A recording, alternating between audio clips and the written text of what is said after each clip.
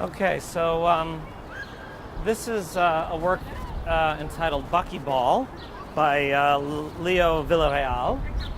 And it kind of embodies all of the mathematical themes that we've been looking at throughout this tour.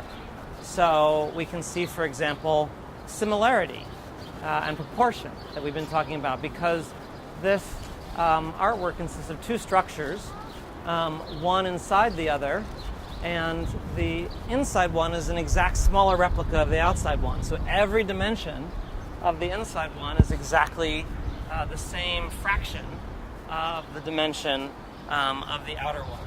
So if we measured anything on the outside, we would know exactly, we could translate exactly the same measurement on the inside.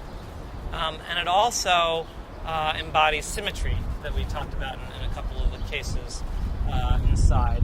And I will say symmetry also comes up in This Land Is Your Land, the water tower, because you may have noticed, or if you only looked at one of them, you may have noticed some of the patterns repeat identically as you go up, and some of the patterns seem to flip back and forth as you go up. That's because there's mirrors involved, and either something is symmetric or not symmetric, and the artist plays with the idea of either symmetry or non-symmetry in the three. So if you have a chance to go back and look at that, it's great. So here we have a lot of symmetry. In fact, well, what is the most symmetric possible three-dimensional object? Anybody want to hazard a thought as to what is the most symmetric? Yeah. Square is pretty symmetric, right? It's got four-fold symmetry. You can also flip it over. That's pretty good. Can anybody think of something in three dimensions that's even more symmetric than a square? Sphere, right? A sphere has a property that you can rotate it any amount, and it looks exactly the way it did before. If you had a smooth, featureless sphere, you couldn't tell if you rotated it any different possible way.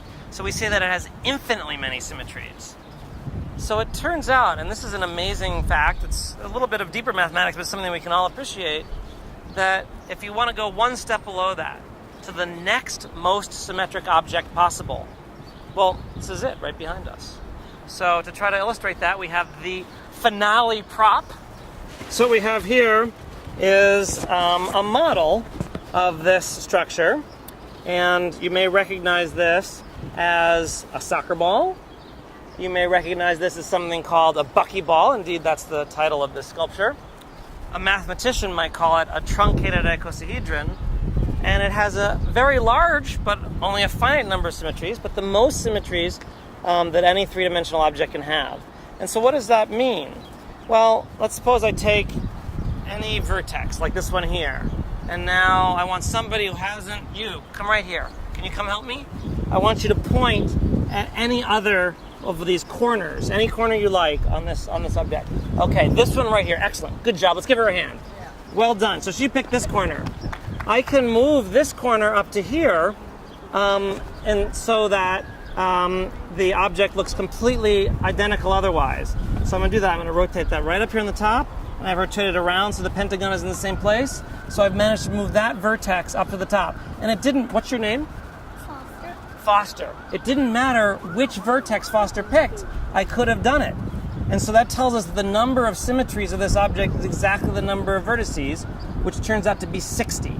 So there are 60 different symmetries, plus mirror reflections of this object, and that is the most that any three-dimensional object can have that's not a sphere.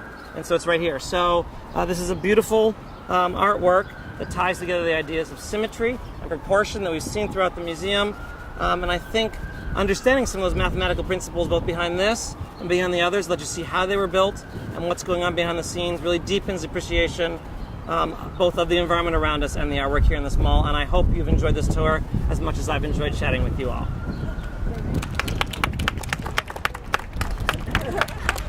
Get the running buckyball trying to run away. Thank you so much, Foster. You're great.